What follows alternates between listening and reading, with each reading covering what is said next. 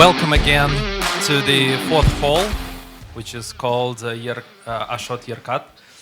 Welcome all the newcomers, and welcome the ones who already attended the previous talk. So we talked recently about the profiling in distributed systems, and it seems quite logical to continue talking about microservices. So I invite here to the stage Pavel Lakosnikov with his presentation about documentation as a way to not fail in microservices. Yeah. Hi, everyone. I'm glad to see all of you there. I'm glad that I am here with you. And I would like to talk about documentation and how it's connected to microservices. First, and the main slide, Avito always show it. In Avito, we have something about 1,500 microservices, 2,000 engineers, more than 5 different Kubernetes clusters. It's a lot, really a lot of microservices, engineers, and clusters. The more you grow, the more your company grows, the more microservices you will have, the more weight of documentation you will have. Why it's really important for you, for your company, and for your business processes? Because good documentation will help you to integrate with each one microservice. You will have to onboard your team, and the documentation will help you. It's much safer to make different changes in microservice from one team to another. I'm talking about integration, in fact, between different services. In fact, if you will have really good documentation, you will get much more. But what is good documentation? Why it's important? Why I am so excited in that question? Why I interested in that? In fact, I part of interview processes in Avito, and it's a very usual part of interview when candidate and you are communicating, and you ask a candidate to several questions about yourself, about your company, about your work, and practically always candidate asks, do you have good documentation? What do you have? It's a really interesting question, and how will you answer on that question? In fact, I don't know. We have documentation, yes, but is it good? Is it good enough? Is it full? I don't know. But what is good documentation? I asked internet about that. I asked in different social networks, in Telegram chats, and so on. Perhaps you will see my questions in different chats, and that strange guy was me. It's okay. After that, that's the cloud of text. That's the answers of different people about what they mean when they are talking about good documentation. In fact, that's a lot of base words, really a lot. They mean Docker files, they mean C4 model, they mean different types of instructions, deploy plans, and so on. But too much information. And it's difficult to understand what they really mean, what they really need. Excuse me. We miss about some slides. Oh, okay. I made a bit group of their answers and would like to show you what they mean. First group of answers is description. In fact, people in internet thinks that description of your service is really important. What is description? It's name of your service. It's description. What in several sentences what your service do. It's something about features in your service. I mean, in feature, they usually means trunk-based development and feature toggles. They really want to see the owner of the service, the team which is supporting the service. They want to see different types of quality gates. It's just description that describes your service in different types. Okay, quality gates. What is it? It's something that describes different types of test coverage, the required of end-to-end tests, different types of linters which are used on that project, on that microservices. Why it's important for people? Why it's important for engineers? Because when you decide to integrate with the service, it's really important to understand how much time you will spend on it, what quality gates you must walk through. Okay, another part, integration. What do they mean? Service API, integration guides, different types, service NFR, SLO, SLA, and so on. It's a block about how people should use your service. You have a lot of services. In Avito, you have 1,500 services, and it's really difficult to understand how I can use data from one service in another. And this part of documentation can easily help you to understand that. A bit details. In previous slide, I mentioned non-functional requirements, SLO, SLA, and so on. What I mean? In Avito, we use NFR TOML in every service, and it describes non-functional requirements of the service. A simple example of such file, sorry for typo, in that format, we described how your service will run. Max, min, RPM, latencies, SLAs, what are errors, and so on. When your engineer will see that file, he will understand that there are really strong gates for maybe latency, or maybe the service is really high loaded. And when he will try to integrate with it, this will be very helpful for engineer. Okay, the next part, service API. I think that's rather easily to understand what our engineers from the who ask the questions mean. In fact, it's Swagger, OpenAPI, and any other ways to describe your public API. Excuse me. It's also very important for engineers. But why? Because when you integrate with something, you will really need to understand what you're waiting for, what answers are you waiting for, what you should send in input and what you will get in output. Really, really important. Another large block of group by, of answers, of people answers, is develop. It's part of documentation which are used when you trying to make some changes in someone other microservice. You are a developer, you're an engineer. It's product description, dependencies and consumers of service and its API, deploy plan, integration guides, also SLO, SLA, and FR, and C4 model, or maybe some kind of technical design record, or maybe architect design record, or something like that. What I mean, product description. It's four rather simple questions. Why this service is existing? What problem it solves? Who use it? On what platforms? What screens? And what happen if a service will fail? If it will down? It also really important information for engineer who will integrate or develop in that service. He will understand domain, he will understand is it really correct to make this exact method or add it exact in that service. Dependencies, consumers, it's also very important. But why?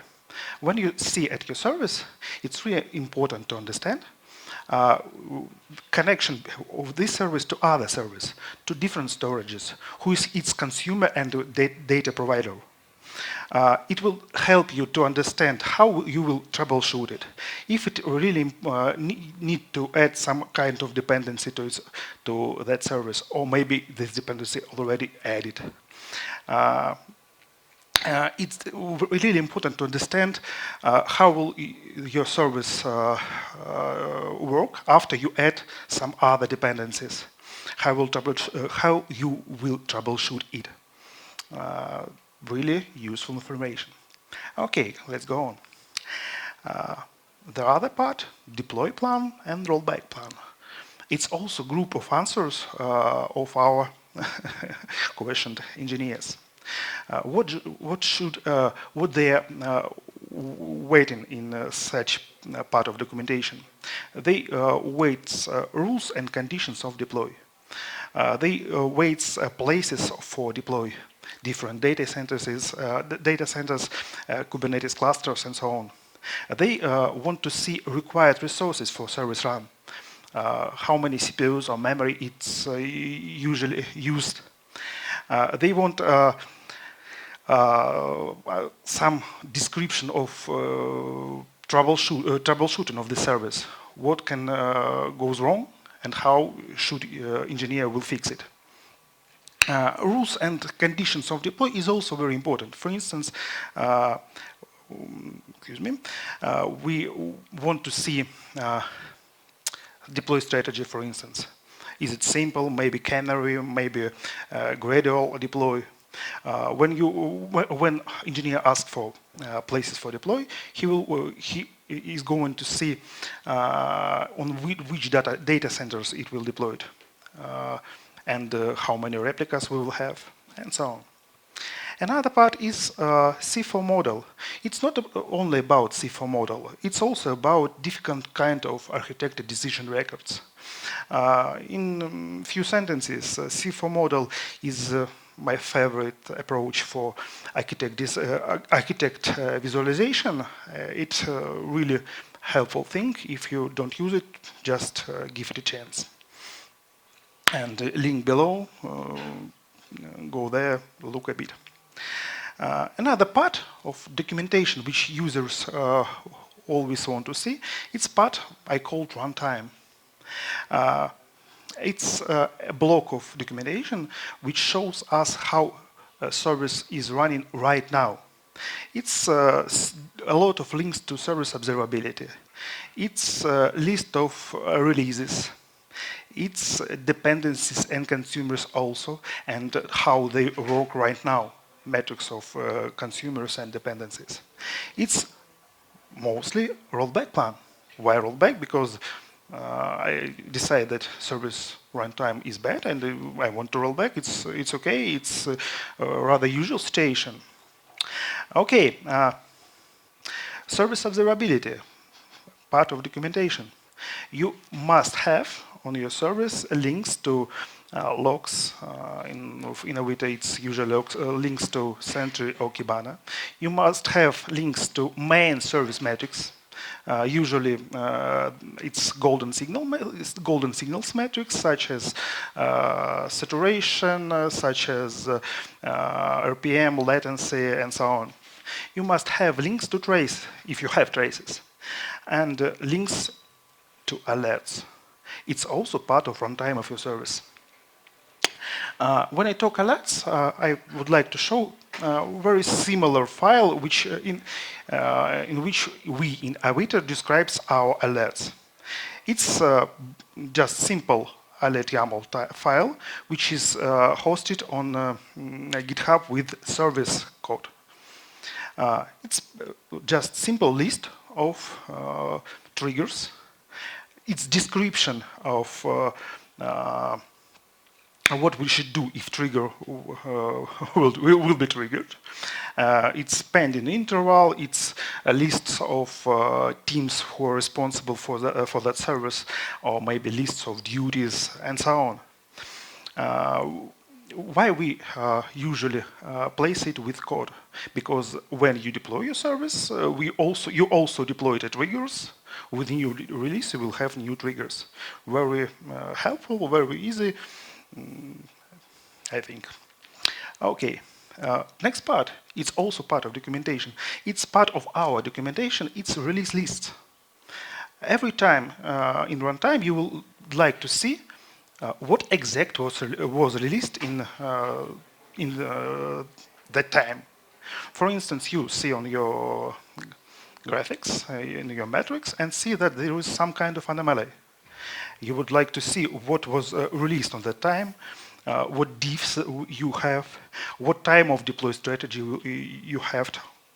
And release lists will help you. It's also a very important part of your documentation. It's also part of your documentation.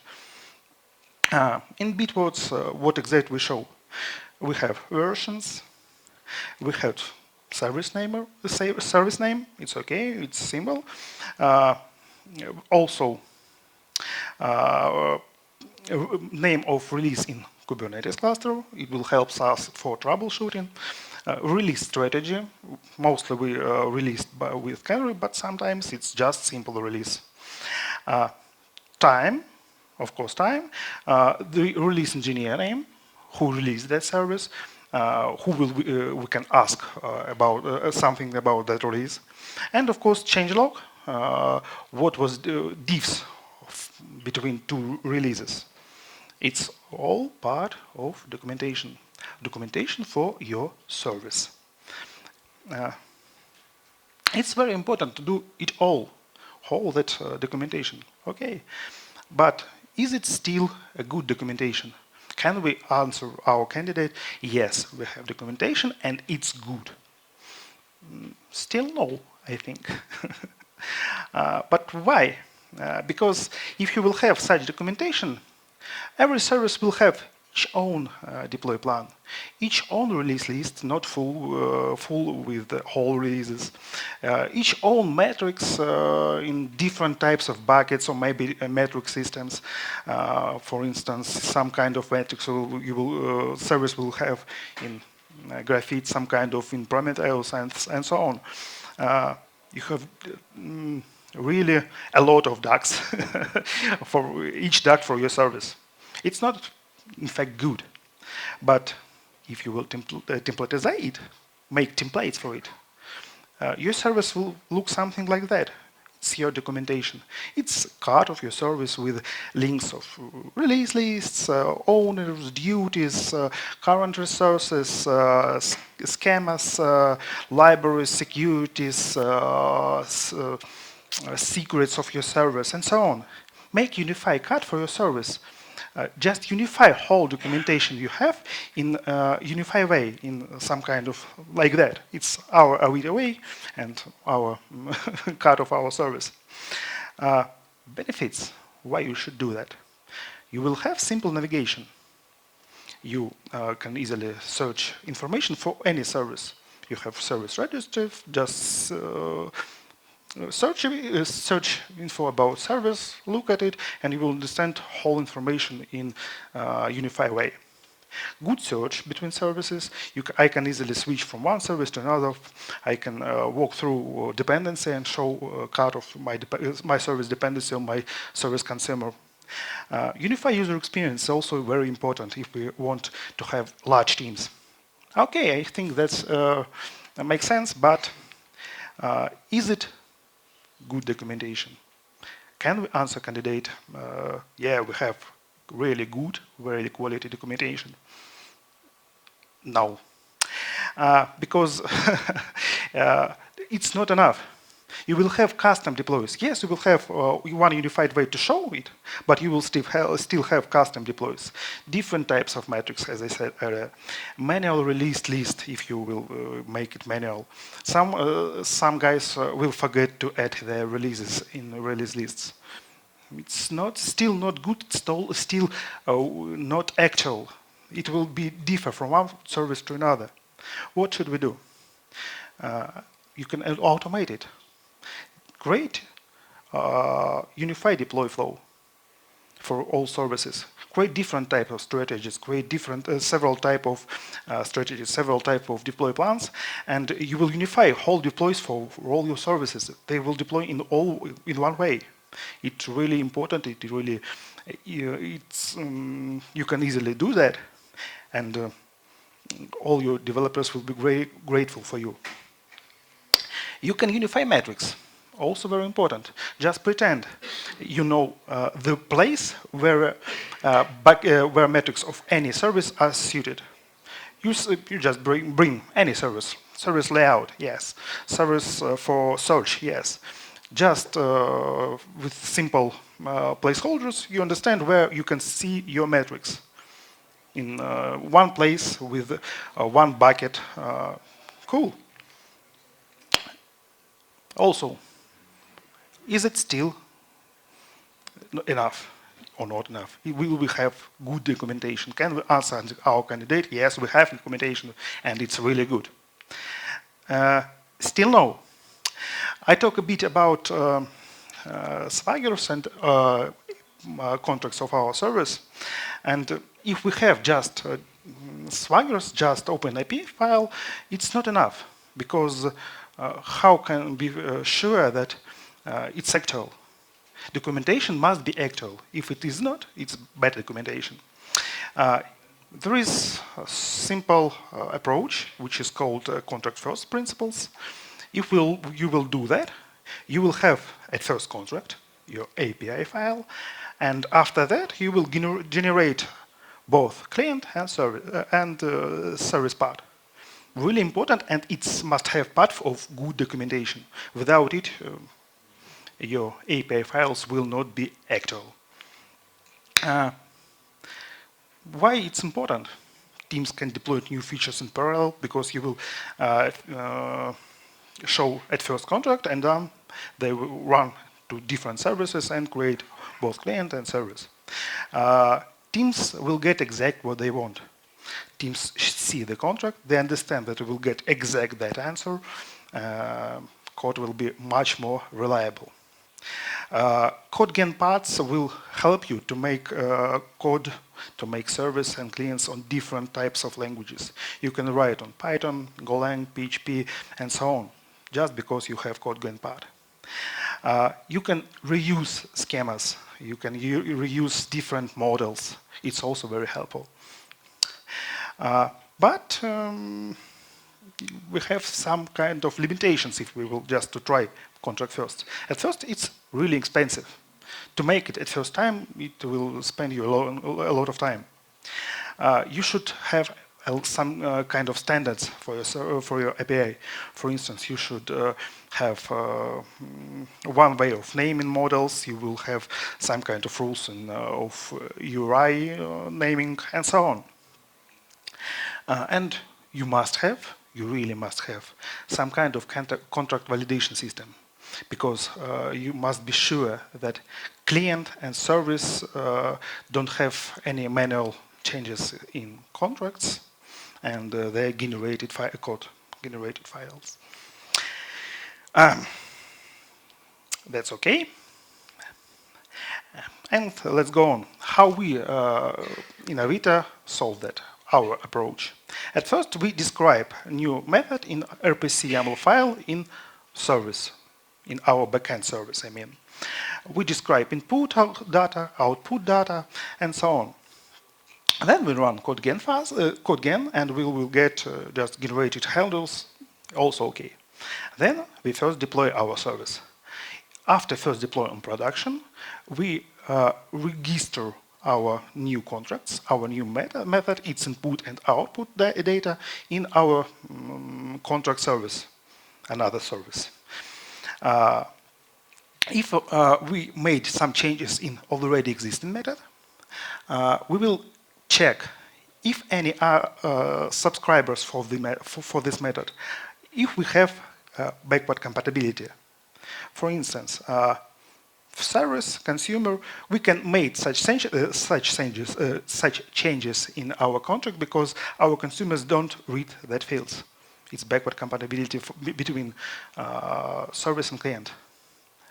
Why it's important? Because we can easily change our contract, modify it, and fill it with different types of fields, enrich it. Okay, let's do next.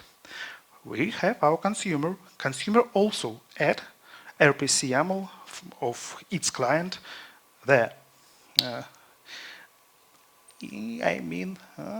No, don't work. Okay. Consume service 1, it's our client. So excuse me, service 2, service 3, they're red on that screen. We describe our service dependencies in client. Describe it, add, make Codegen, and we will have clients for that services. We can use it. Okay, that's cool. After we will deploy our client of our main service, it also will have part, validation part, which also check backward compatibilities. It will check if I, in my client use fields that are already in our service. Perhaps I will add some field that service will not answer. In that part, build will fail, and I will see that. It's also very useful for us. Okay, is it a good documentation? Can we answer our candidate about it? No, still no, because we also must add some kind of mkdocs. It's also just a tool, but it's very simple tool, and we use it in Avito, and I think it will be very useful for you. What I mean, it's cool thing when your code is your documentation. You can easily add several markdown files on your code on your service. It's okay. Describe your some kind of architecture decision there. Describe you can easily describe integration guides there. You can describe, I think, everything you think is really important for any other engineer. Just describe, make Codegen, and you're my hero. Your candidate will be really happy to hear that you have good documentation. You had Codegen phases for API, for mkdocs, that you have service card which describes everything about service, about runtime, about deploy. That's all. Now, what we have? We have universal description for all services. Okay. We have links to every significant part of our service. For links, for observability, for change list, for release list. We have self-supported and actual documentation with about service API. It's also important. And we have Codegen phase of documentation. We are the winners. And several links about articles I read. And that's all.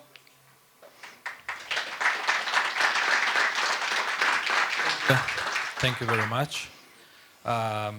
First of all, I would like to remind you that you can go, you can scan this QR code and rate the talk of Pavel, and now we can ask questions. So, okay, let's start with this participant, the second row. Thank you for your talk, really helpful.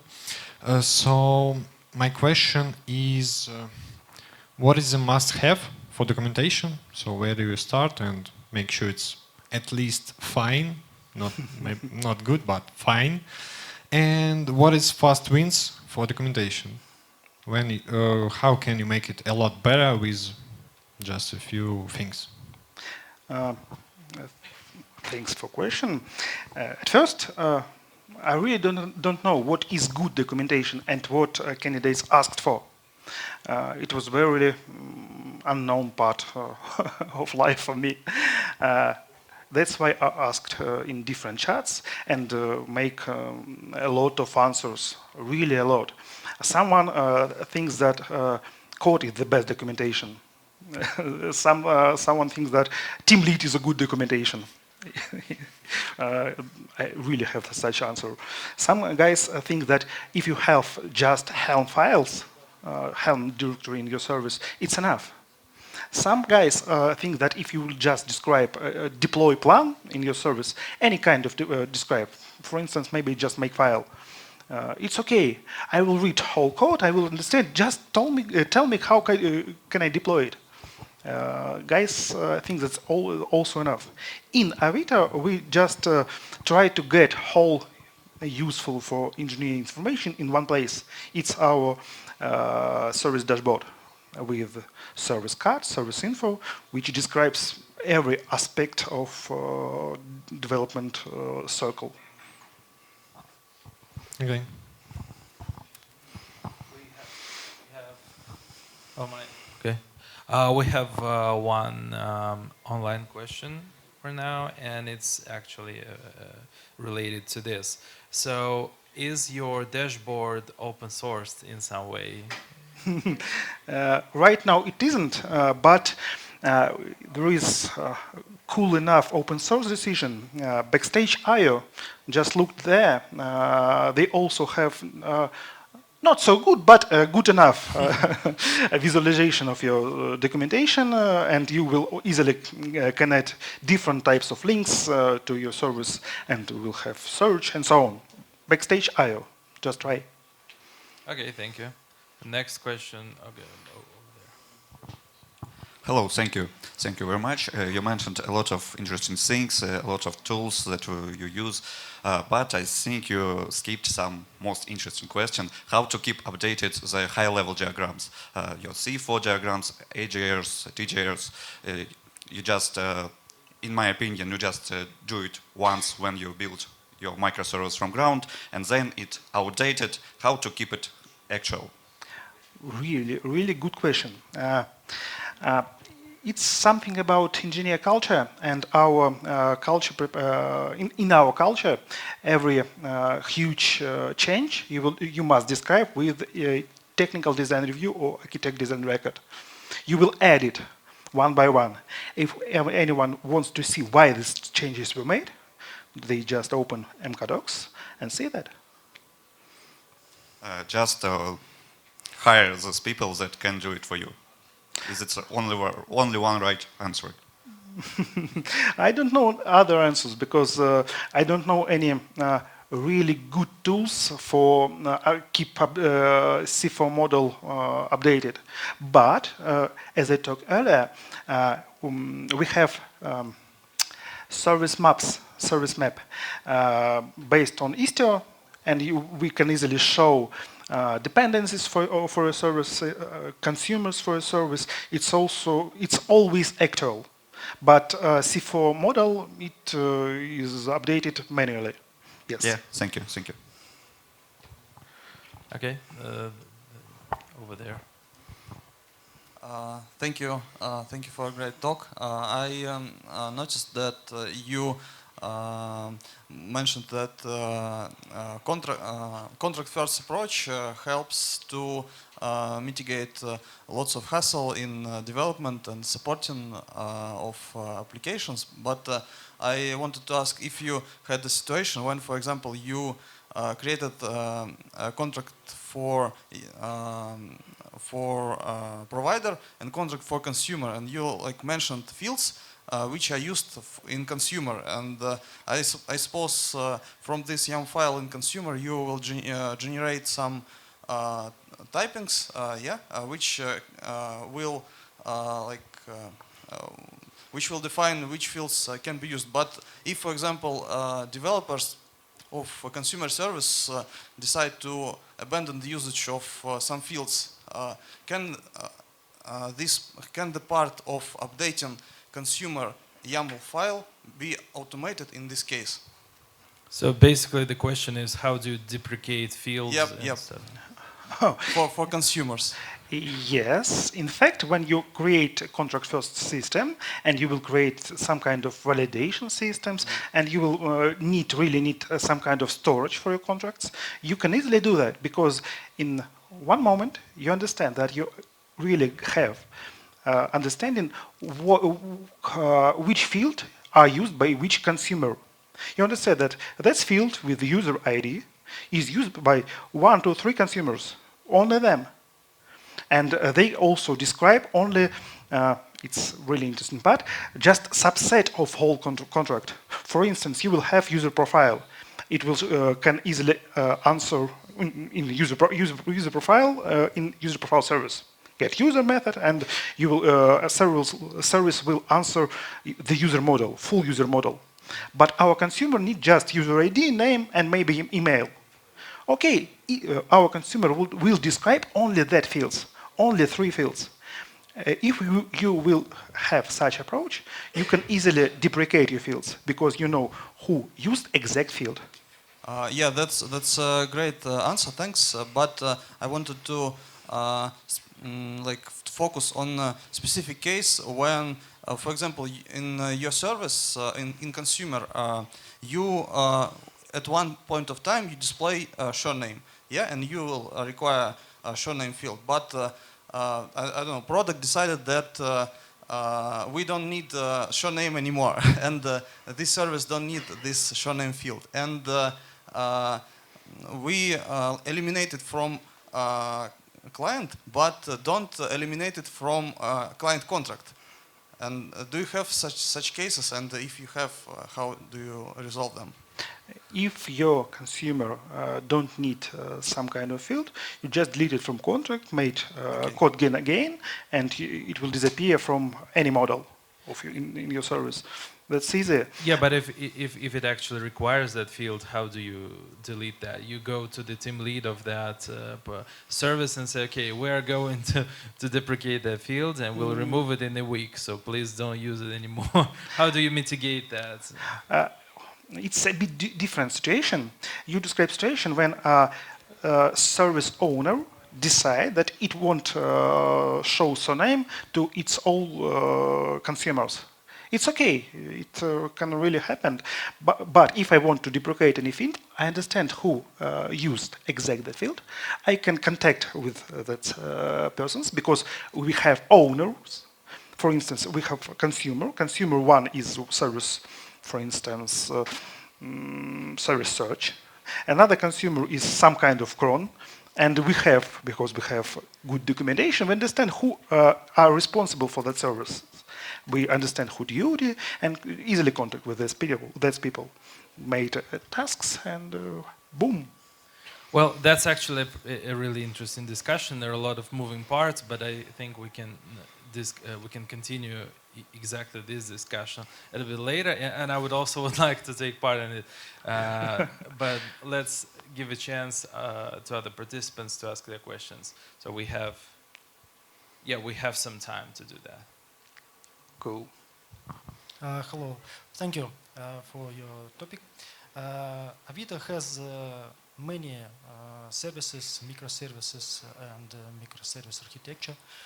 And my question: how long we use this approach with Backstage? I must say that after the, I think, 10 microservices, we understand that we must have some kind of registry. Without it, we can grow, we can create more services. In fact, before that presentation, I tried to create some kind of matrix where I like to show different types of documentation paths, and from which count of microservices it will be very useful. For instance, just name of service, it will be really useful for you after, I think, 20 services. Because in one head, you can easily remember 20 different microservices. It's okay. But if you will have more than 20 microservices, you will need some kind of registry to remember that. If we are talking about deploy plans, in fact, if you will have more than, I think, 3 or 4 microservices, you will need some kind of documentation to describe it. Because you can easily remember your own service and the service of your friend. But service of your mother's son, you will not remember. Okay, thank you. And second question: how difficult to discuss with other different comment for use this approach to documentation. Can you some kind of... You can actually try to say it in Russian, and I would translate it. Как было сложно договориться с командами о том, чтобы они вели эту документацию? Okay, how difficult it was for you to mitigate with teams that you'll have such a documentation and all the approach you discussed in your talk? It was not so difficult because a lot of types of documentation I show to you are automatically generate automatically when you create service. They are self-updated. When I'm talking about AMCA about metrics and so on, you will just have standards. And all documentation will be self-updated. It's easy enough approach, but you must create standards for your services and for different types of services, of course, because it is not very correct to have similar metrics, for instance, for REST methods, for RPC methods, and for queue consumers. Okay, thank you. It wasn't difficult because Avito hired people who asked a question about documentation, so they all needed that anyway. Maybe, maybe. Okay, do we have any other questions? Okay, please. Thank you very much for the talk. It was really great. I have one stupid question about high-level documentation. Who is responsible for writing it? Because in my experience, developers' documentations are poor quality because they don't have time for it and so on. When we talk about high-level documentation, we mean some kind of C4 diagrams, architecture visualization, and so on, yes? Oh, when you just want to create service, in fact, you must create some kind of TDR or architect design record and validate it through your team at least, or through some different teams or maybe responsible persons.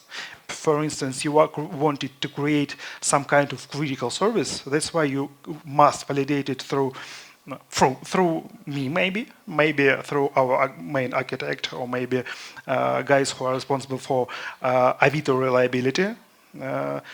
You validate such a document, and after that, you will create your service.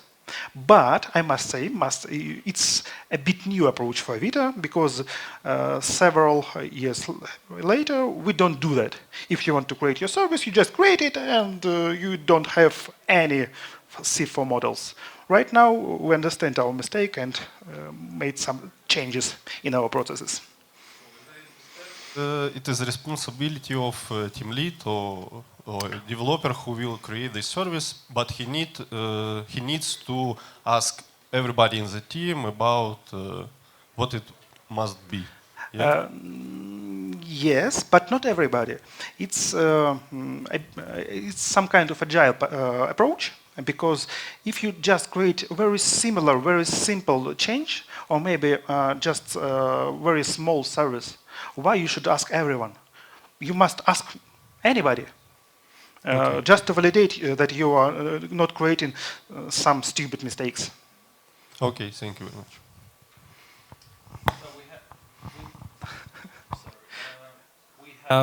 We have time for the last question only, and remember that you have to choose the best. Yeah. So, okay. Pavel, hello. Do you have such contracts for data output of your services, like data for DVH, BI guys, and so on, about data which are created by these microservices? Yes, we have. And there are always contracts for DVH, like we have such attributes, fields in our tables, maybe in some query, huh? Yes, we also have. It's a bit other approach, and I don't show it. How can I describe it?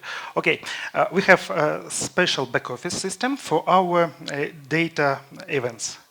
That's just events for DVH, clickstream, and so on. They describe in one place, in some kind of backstage, back office. When you want to send such event from your service to ClickSteam or maybe some other system, you in your service, in its manifest, just describe, I want to use such event. Boom, you will have schema for that event. Then you write down Codegen. Boom, you will have whole models and client for it. Thanks. Okay, thank you. So you have to choose the best question right now. From my point of view, don't be angry. The best question is about how to keep C4 model updated. Okay. So there was someone over there, right? If I'm That's over you. here. I'm sorry.